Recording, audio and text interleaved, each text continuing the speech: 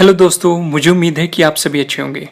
दोस्तों, क्या आपको पता है कि आपकी सोच के द्वारा लिया गया फैसला ही आपको आपकी ज़िंदगी में सफल और असफल बनाता है।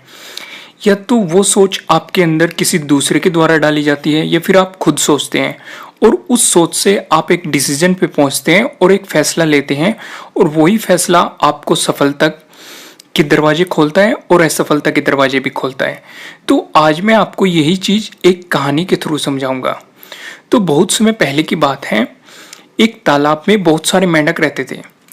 तो तालाब के बीचों बीच एक पुराना धातु का खंभा लगा हुआ था, जिसे जिसने भी उस तालाब को बनवाया था, जिस भी राजा ने, तो उसने वो खंभा लगवाया था। तो वो खंभा काफ़ी ऊंचा था और जो उसकी सतह थी वो काफ़ी चिकनी थी।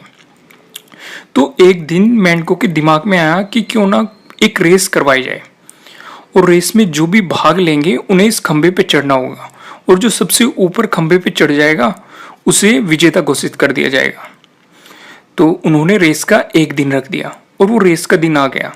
तो वहाँ पे जितने भी मेंढकों ने उस रेस में भाग लिया था वो सभी इकट्ठे होंगे और वहाँ पे आसपास के मेंढक और उस तालाब के मेंढक देखने वाले सारे इकट्ठे हो गए। तो हर तरफ शोर ही था, काफ़ी इंजॉय का माहौल था।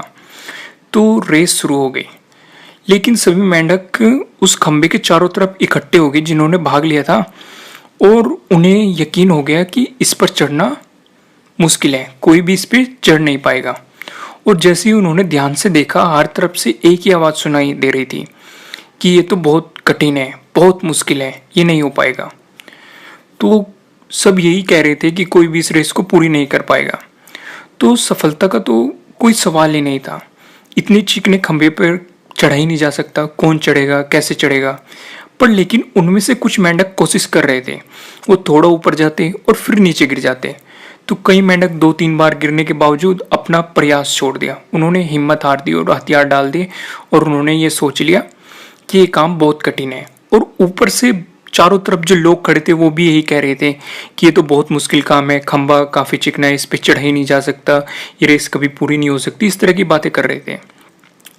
तो कई मेंढक 2-3 बार गिरने के बावजूद भी लगे रहे अपने पर। लेकिन जैसे जैसे भीड़ चिल्लाती जा रही थी कि ये नहीं हो सकता है, असंभव है, तो सारे मेंढक ये बातें सुन सुनकर उनका उत्साह गिर गया, उनकी हिम्मत टूट गई और वो हताश हो गए और उन्होंने अपना प्रयास छोड़ दिया। लेकिन जो सारे मेंढक थे जो पीछे हट गए, उनमें एक मेंढक था, वो काफ़ी छोटा सा था, जो बार बार गिर रहा था, फिर कोशिश कर रहा था, फिर उछल रहा था, फिर उस पर चढ़ने की कोशिश कर रहा था और वो लगातार ऊपर की ओर बढ़ता जा रहा था। और पता है क्या हुआ? अंत में वो खंबे के ऊपर पहुंच गया और उस रेस को उसने जीत लिया।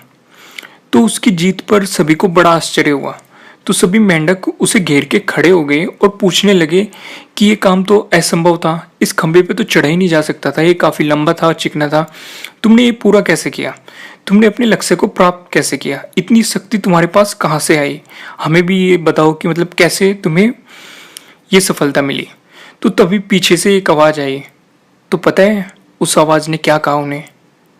कि उससे क्या पूछ रहे हो, उसे तो कुछ सुना ही नहीं दे रहा क्योंकि वो बहरा है। मैं फिर से बताता हूँ आपको, पीछे से एक आवाज आई, उसमें था कि उससे क्या पूछ रहे हो, उसे सुना ही नहीं देता, वो बहरा है। तो दोस्तों, अक्सर हमारे अंदर अपना लक्ष्य प्राप्त करने की काबिलियत होती है, हमारे अंदर इतनी कैपेबिलिटी है कि हम अपनी लाइफ में कुछ भी कर सकते हैं। पर हम अपने चारों तरफ मौजूद नकारात्मकता की वजह से खुद को कम आंक बैठते हैं।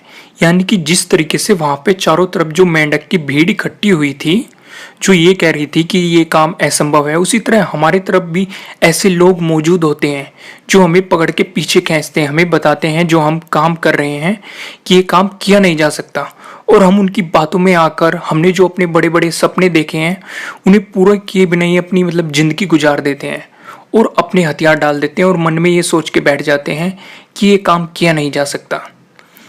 तो आवश्यकता इस बात की है कि हमें कमजोरी बनाने वाली हर आवाज को इग्नोर करना होगा। हमें उस मेंढक की तरह बहरे बनना होगा। सिर्फ हमें वही आवाज अंदर जाने देनी होगी जो हमारे सफलता के दरवाजे खोलेगी। बाकी जो भी आवाजें हैं उनके लिए हमें अपने कान के दरवाजे बंद करने होंगे ताकि हम